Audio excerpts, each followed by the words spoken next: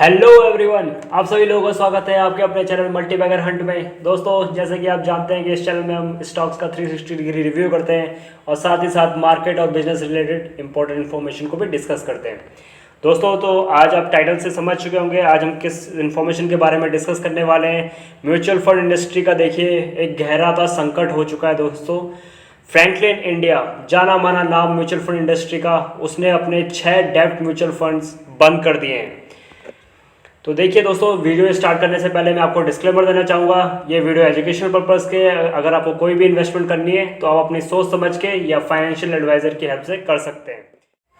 तो दोस्तों, आज की जो ब्रेकिंग न्यूज़ है, 23 अप्रैल 2020 को देखिए फ्रैंकलिन इंडिया, फ्रैंकलिन टेम्पलेशन, जो कि फ्रैंकलिन इंडिया उसका एक पार्ट है, इंडियन सब्सिडरी है, उसने जो देखिए अपने 6 म्यूचुअल फंड, 6 डेब्ट म्यूचुअल फंड जो है बंद कर दिए हैं दोस्तों।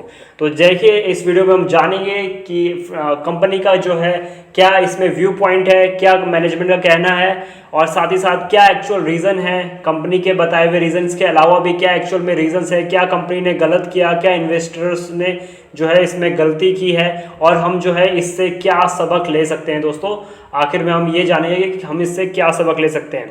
तो दोस्तों, जो न्यूज़ है, पहले हम न्यूज़ को डिस्कस कर लेते हैं। तो फ्रैंकलिन इंडिया ने 6 डेब्ट म्यूचुअल फंड बंद कर दिए हैं 23 अप्रैल 2020 को। सेबी को उन्होंने बताया कि उन्होंने 6 म्यूचुअल फंड जो है बंद कर दिए हैं, उनको फ्रीज कर दिया है, उसमें किसी भी तरीके का ट्रांजैक्शन अब वो अलाउ नहीं कर रहे हैं दोस्तों। तो इन 6 म्यूचुअल फंड्स के नाम मैंने आपको बता दिए हैं, यहाँ पे लिखे हुए हैं, आप देख सकते हैं। तो इन 6 म्यूचुअल फंड्स में देखिए दोस्तों 25,856 करोड़ का जो है टोटल एसेट इनके अंडर में था। तो यानी कि 25,856 करोड़ रुपए जो आप जैसे हमारे भोले भाले निवेशकों के पैसे जो है फ्रैंकलिन इंडिया ने अब पूरी तरीके से फ्रीज कर दिए हैं दोस्तों। तो अभी जो है कंपनी का जो कहना है कि वो धीरे धीरे ट्राई करेंगे, अपने जो कॉमर्शियल पेपर्स हैं, कॉर्पोरेट पेपर्स हैं, कॉर्पोरेट बॉन्ड्स हैं, उनको लिक्विडेट करने की कोशिश करेंगे। अभी वो जो लिक्विडेट करने की जो कोशिश कर रहे हैं उसमें जो है वो सक्सेसफुल नहीं हो पा रहे हैं, उनको जो है दाम नहीं मिल रहा है अच्छा। तो पर वो फ्यूचर में ट्राई करेंगे ताकि जो है आप सबको जो है आपके पैसे लौटाए जा सके। बट टिल देन आपको जो है इंतज़ार करना पड़ेगा जब तक कि ये संकट दूर नहीं होता। तो दोस्तों, अब देख लेते हैं हम कि एक्चुअल में क्या प्रॉब्लम हुई और क्यों जो है फ्रैंकलिन इंडिया को ये म्यूचुअल फंड्स बंद करने पड़े। तो देखिए, फ्रैंकलिन इंडिया का जो मैनेजमेंट है उसके अनुसार जो कोरोना वायरस की अभी तक सिचुएशन है उसके कारण क्या हुआ है कि मार्केट में, बॉन्ड मार्केट में, जी हाँ दोस्तों, कॉर्पोरेट बॉन्ड मार्केट में जो लिक्विडिटी का बहुत ही ज़्यादा क्राइसिस हो चुका है दोस्तों। तो दोस्तों, लिक्विडिटी क्राइसिस को हम एक एग्जांपल की मदद से समझ लेते हैं। मान लीजिए आप एक सब्जी मार्केट में जाते हैं दोस्तों, तो वहाँ पे क्या होता है, एक सब्जी वाला होता है, एक आप हैं। आप जो है सब्जी वाले से जो है सब्जी खरीद रहे हैं क्योंकि आपको सब्जी की ज़रूरत है, और सब्जी वाला जो है आपको सब्जी बेच रहा है क्योंकि उसको जो है पैसे की ज़रूरत है। तो यहाँ पे देखिए दोस्तों, दोनों अपनी अपनी ज़रूरतों के हिसाब से यहाँ पे जो है मार्केट पे आदान प्रदान कर रहे हैं। पर अभी आप देखिए, मान लीजिए कि बॉन्ड आपके जो है इसी तरीके से इस मार्केट में बहुत सारी सब्जियां आ जाती हैं, बहुत सारे सब्जी वाले, आप समझ लीजिए इस मार्केट में बहुत सारे सब्जी वाले आ गए। अब क्या होगा दोस्तों, अब जो है सब्जी वालों के बीच में आपस में कंपटीशन होगा कि उनको जो है अपना माल बेचना है, उनको तो पैसे की जरूरत है। तो वो जो है अब जो है, मान लीजिए पहले वो 10 रुपये का बेच रहे थे, अभी वो कंपटीशन के कारण कोई बगल वाला 9 रुपये का बेच रहा है, कोई 8 रुपये का बेच रहा है। इस तरह से क्या होगा दोस्तों, जो प्रोडक्ट की वैल्यू है वो गिरती जाती है दोस्तों। तो उसी तरीके से जो है सेम चीज, अगर जो है मान लीजिए कोई बायर ही नहीं है, अगर आप जो है सब्जी खरीदने ही नहीं जाते, जैसे कि अभी आप लॉकडाउन में देखिए दोस्तों, जो सब्जी वाले हैं, सब्जी मार्केट है, अगर कहीं पे खुला भी है तो वहाँ पे कोई भी बायर नहीं है, तो वो जो है उनको जो है कोई भी बायर मिल नहीं रहा है दोस्तों, तो किसी को भी बेच नहीं पा रहे हैं, तो उनको जो है पैसे नहीं मिल पा रहे हैं दोस्तों। तो ये जो है उनके पास पैसे की कमी हो गई है, तो इसे हम बोलते हैं लिक्विडिटी क्रंच। बिल्कुल इसी तरीके से दोस्तों कॉर्पोरेट बॉन्ड मार्केट में भी जो है लिक्विडिटी का क्रंच हो गया है। कोई भी जो है खरीदार नहीं मिल रहा है फ्रैंकलिन इंडिया को अपने कॉर्पोरेट बॉन्ड बेचने के लिए। तो अब उनको जो है बॉन्ड बेचना क्यों है दोस्तों, मैनेजमेंट के अनुसार जो ये जब से लॉकडाउन एक्सटेंड हुआ है तब से जो है उनके पास रिडेम्पशन, जो आप जानते हैं अगर आप म्यूचुअल फंड में इन्वेस्ट कर रहे हैं तो आपको पता होगा कि रिडेम्पशन मतलब होता है जब भी आपको अपने पैसे निकालने होते हैं, तो आपको अपने जो है म्यूचुअल फंड्स, अपनी यूनिट्स को जो है बेचना होता है, उनको लिक्विडेट करना होता है, तो उसे हम बोलते हैं रिडेम्पशन। तो उनके पास देखिए दोस्तों बहुत ज़्यादा जो है रिडेम्पशन की रिक्वेस्ट आई है। अराउंड 20 to 30% जो उन्होंने, उनके पास जो टोटल एसेट है उसका जो है उनके पास उनके पास जो है रिडेम्पशन की, माफ़ कीजिएगा, उनके पास रिडेम्पशन की जो है रिक्वेस्ट आई है। तो उसके कारण जो है उनको उन सबको ऑनर करने के लिए, उन रिडेम्पशन रिक्वेस्ट को पूरा करने के लिए उनको जो है मार्केट में जाना पड़ेगा, मार्केट में अपने कॉर्पोरेट बॉन्ड्स बेचने पड़ेंगे, अपनी जो कि कॉमर्शियल पेपर्स हैं उनको बेचना पड़ेगा, गवर्नमेंट सिक्योरिटीज़ है उन सबको बेचना पड़ेगा। पर मैंने आपको बता दिया दोस्तों, मार्केट में कोई भी सेलर नहीं मिल रहा है उनको जो है कम से कम दाम भी अगर वो करना चाह रहे हैं तो भी जो है उनको जो है कोई भी बायर नहीं मिल रहा है। ये जो है कंपनी का कहना है। तीसरा जो है पॉइंट मैंने यहाँ पे लिखा है कि देखिए, यही चीज़ मैंने यहाँ पे भी लिखी है, आपको बताने की कोशिश की है कि they are trying to sell the bonds mainly commercial ones but the prevailing, जो अभी जो प्राइस चल रहा है, क्योंकि कोई ख़रीदार नहीं है तो कोई भी अगर आपको कोई ख़रीदने चाहता भी है तो आप जो है बहुत ही कम दामों पे उसको जो है ख़रीदना आपसे तैयार हो रहा है। तो इस तरह से उनके अनुसार जो है वो इन्वेस्टर को बचाना चाहते हैं ताकि उनको जो है नुकसान ना हो, इसलिए वो क्या कर रहे हैं दोस्तों, तो उन्होंने जो कंपनी के हेड हैं, जो कंपनी के मैनेजमेंट है, उनके अनुसार उन्होंने जो है म्यूचुअल फंड को जो है फ्रीज कर दिया है। इससे क्या होगा दोस्तों कि रिडेम्पशन की रिक्वेस्ट आनी बंद हो जाएंगी, वो जो है म्यूचुअल फंड्स फ्रीज हो चुके हैं, उनकी जो है यूनिट्स की वैल्यू इसी तरह से डे टू डे चेंज की जाएगी उनके depending on the condition in the market, और वो जो है ट्राई करते रहेंगे। जैसे ही मार्केट में हालात सुधरते हैं, जैसे ही बायर मिलते हैं उन्हें, तो वो धीरे धीरे जो है अपने इन बॉन्ड्स को जो है बेचने की कोशिश करेंगे। और या फिर दोस्तों हर बॉन्ड की जो है, कॉर्पोरेट बॉन्ड की जो है एक टाइमलाइन होती है, एक मैच्योरिटी पीरियड होता है। अगर वो मैच्योर होने के बाद, वो उस पीरियड के मैच्योरिटी पीरियड कंप्लीट होने के बाद जो है उनको मैच्योर किया जा सकता है और प्रिंसिपल अमाउंट को वापस लिया जा सकता है। तो ये रास्ता भी है दोस्तों जहाँ से कि वो बाद में लिक्विडिटी क्रिएट कर सकते हैं।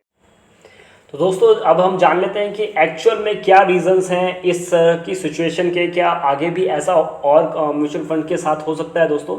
तो ये सब हम जान लेते हैं कि क्या एक्चुअल में रीजंस थे जिसके कारण कि ऐसी घटना हुई है। तो देखिए दोस्तों, कोविड-19 के कारण आपको जैसे कि पता है कि पूरे वर्ल्ड के मार्केट जो है क्रैश हो चुके हैं, सारे के सारी जगह पे मार्केट जो है क्रैश हो चुके हैं, हर कंट्री के मार्केट जो है क्रैश हो चुके हैं। इसके कारण क्या हो गया है, इक्विटी में और जो कि गवर्नमेंट सिक्योरिटीज़ हैं, जो कि डेब्ट सिक्योरिटीज़ हैं, इनमें जो है बहुत ज़्यादा जो है पैनिक हो चुका है दोस्तों। सब लोग जो है अपना माल बेच कर जाना चाहते हैं, और इस तरह से जैसे कि मैंने आप लोगों को सब्जी वाला एग्जांपल पहले ही दिया, सब लोग अपना माल बेच के जाना चाहते हैं और किसी भी दाम पे जो है, औने पौने कुछ भी दाम पे जो है वो अपना माल जो है बेचना चाहते हैं। इससे कारण क्या हो गया है, पूरा जो है प्राइस जो है क्रैश हो चुके हैं दोस्तों। सारी सिक्योरिटीज़ के, सारी इक्विटीज़ के जो है प्राइस क्रैश हो चुके हैं। आप शेयर मार्केट में देख सकते हैं, उसी तरीके से जो है डेब्ट जो बॉन्ड मार्केट है वहाँ पर भी जो है उनके प्राइसेस जो हैं पूरी तरीके से क्रैश हो चुके हैं। देखिए दूसरा जो सबसे बड़ा रीज़न है, आप देखिए वीक जो कंपनीज़ हैं जिनकी क्रेडिट रेटिंग काफ़ी बेकार है, जो कि इतनी अच्छी नहीं है, उनके जो है बॉन्ड्स, उन्होंने जो बॉन्ड्स इशू किए हैं, उन्होंने जो कॉर्पोरेट बॉन्ड इशू किए हैं, उनको जो है कोई भी खरीदार नहीं मिल रहा है दोस्तों। कोई भी जो है उन बॉन्ड्स को जो है अभी खरीदना नहीं चाह रहा है। जो है वीक कंपनीज जो है अपने बॉन्ड्स को इशू करती हैं, वो ज़्यादा इंटरेस्ट रेट आपको देती हैं, इसलिए आपको जो है लुक्रेटिव लगता है उनको, जो है आपको लगता है कि हाई रिस्क हाई ग्रोथ जो है वाली जो फिनोमिना होते हैं, जो म्यूचुअल फंड ग्रोथ इन सबको फॉलो करती है, उनको जो है वो जो है इन सब कंपनीज में इन्वेस्ट करते हैं ताकि उनको हाई इंटरेस्ट मिल सके। तो इन सब के जो है आप जो है पूरा मार्केट क्रैश हो चुका है, तो कोई भी जो है इस तरह की कंपनीज के बॉन्ड नहीं खरीदना चाह रहे हैं, क्योंकि उनको सबको यही डर है कि अगर ये कंपनीज फेल हो गई तो जो है वो कॉर्पोरेट बॉन्ड मैच्योर होने के बाद कौन हमें प्रिंसिपल अमाउंट रीपे करेगा। तो ये भी एक रीज़न है दोस्तों। और तीसरा जो कि सबसे इम्पॉर्टेंट रीज़न है दोस्तों कि फ्रैंकलिन इंडिया और हम जो इन्वेस्टर्स हैं उन्होंने क्या गलती की है दोस्तों। तो फ्रैंकलिन इंडिया ने जो ये म्यूचुअल फंड्स बनाए थे, डेब्ट म्यूचुअल फंड्स, ये थे जिस थीम पे ये बेस्ड थे वो थे हाई रिस्क हाई ग्रोथ की स्ट्रेटजी पे ये बेस्ड थे। तो इन्होंने जो है ज़्यादातर जो इन्वेस्टमेंट किया था दोस्तों, तो वो इन्हीं कंपनीज पे किया था जो कि वीक है। और अब आपको पता है कि रिडेम्पशन, अब देखिए क्या एक चेन रिएक्शन हो चुकी है दोस्तों। सब के सब लोग कोविड-19 के कारण सब लॉकडाउन में हैं, सब लोग अपना पैसा चाहते हैं, सब लोग अपना रिडेम्पशन रिक्वेस्ट डाल रहे हैं। सब रिक्वेस्ट जो है कंपनी मैनेजमेंट के पास आ रही है। मैनेजमेंट जो है बॉन्ड्स को लेके मार्केट में जाती है और मार्केट में जाने पे उनको क्या दिखता है कि कोई भी जो है उस तरह की कंपनीज़ को जो है ख़रीदना नहीं चाहता, और अगर ख़रीद भी रहा है तो बहुत ही बेकार दामों पे ख़रीदना चाहता है। तो इस तरह से जो है कंपनी के अकॉर्डिंग वो इन्वेस्टर का पैसा बचा रही है, वो जो है उन्होंने म्यूचुअल फंड्स को जो है फ्रीज कर दिया है। और जब भी मार्केट के हालात सुधरेंगे, जब भी जो है इनको जो है फेयर वैल्यू, रीजनेबल वैल्यू मिलेगी अपने बॉन्ड्स की, तब वो जो है उनको लिक्विडेट करेंगे और इन्वेस्टर्स को उनका पैसा चुकाएंगे। तो देखिए दोस्तों, इसका क्या इफेक्ट पड़ेगा म्यूचुअल फंड इंडस्ट्री में। जी हाँ दोस्तों, इसका जो है बहुत ही गहरा इम्पैक्ट पड़ सकता है म्यूचुअल फंड इंडस्ट्री में, अगर जो है कुछ इम्पॉर्टेंट स्टेप्स गवर्नमेंट और आरबीआई के द्वारा नहीं लिए गए। देखिए दोस्तों, अगर म्यूचुअल फंड, देखिए आपको पता है कि डेब्ट म्यूचुअल फंड को जो है सिक्योर म्यूचुअल फंड कंसिडर किया जाता था as compared to equity mutual funds. कोई भी जो है बंदा डेब्ट म्यूचुअल फंड में इसीलिए इन्वेस्ट करता था क्योंकि वहाँ एक तो लिक्विडिटी अच्छी होती है, आप एक दिन में भी एक दिन के मैच्योरिटी वाले डेब्ट म्यूचुअल फंड भी खरीद सकते हैं, एक महीने की मैच्योरिटी वाले म्यूचुअल फंड्स भी खरीद सकते हैं, 3 महीने की मैच्योरिटी वाले म्यूचुअल फंड्स भी खरीद सकते हैं। तो इसी तरीके से वहाँ इक्विटी के कंपैरिजन में आपको जो है ये श्योरिटी रहती थी, लगभग श्योरिटी रहती थी कि आपका जो है प्रिंसिपल अमाउंट कम नहीं होगा, वो बचा रहेगा, रिटेन रहेगा, और आपको जो है थोड़ा बहुत एप्रिसिएशन भी मिल जाएगा शॉर्ट टर्म के लिए। बट देखिए दोस्तों, इस तरह के जो कि अगर इस तरह के एग्जाम्पल्स होने के कारण जो है आप सब समझ सकते हैं कि जो लॉन्ग टर्म इन्वेस्टर्स हैं उनका कितना भरोसा टूटा होगा म्यूचुअल फंड इंडस्ट्री से।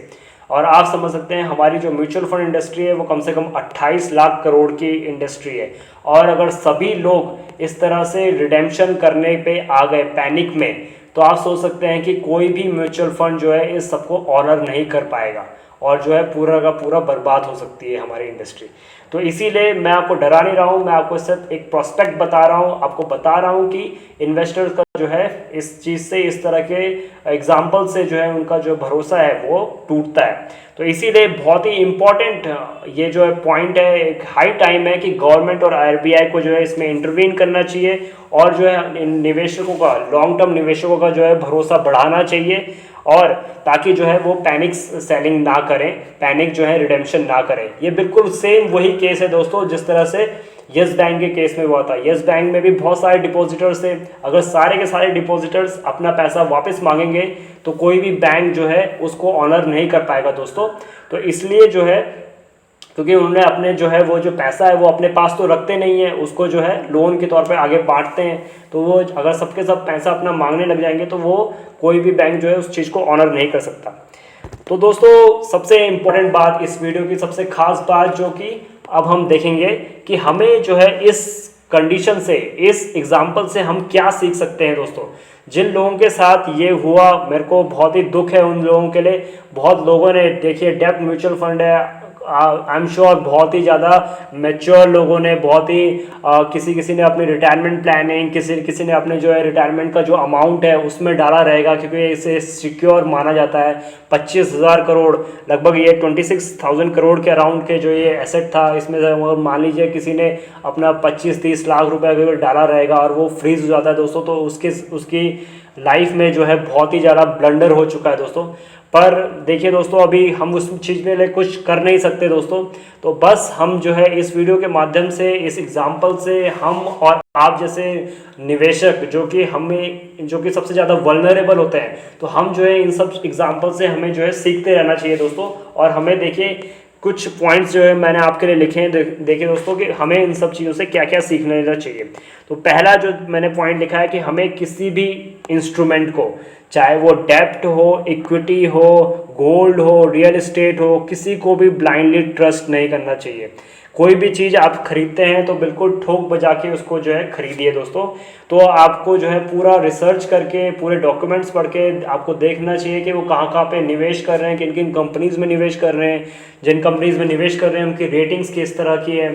आपको जो है हमारे चैनल पर भी आपको जो है बहुत सारे स्टॉक्स के बारे में हम पूरी अच्छी तरीके से जानकारी देते हैं, तो आप सबको उस तरीके से अपने आप को एजुकेट करने की कोशिश करनी चाहिए दोस्तों, और तब जो है निवेश करना चाहिए। दूसरा जो है, किसी भी स्टॉक को बाय करते समय और जो है किसी भी सिक्योरिटी या म्यूचुअल फंड को बाय करते समय एक्सपर्ट की थोड़ी एडवाइस ले लेनी चाहिए दोस्तों, ये काफ़ी अच्छा रहेगा। तीसरा जो है अपने आप को बचाने का एक बेहतरीन तरीका है, जैसे कि हम जानते ही हैं कि अपने जो है पोर्टफोलियो है उसको बहुत ज़्यादा डाइवर्स करने की कोशिश कीजिए।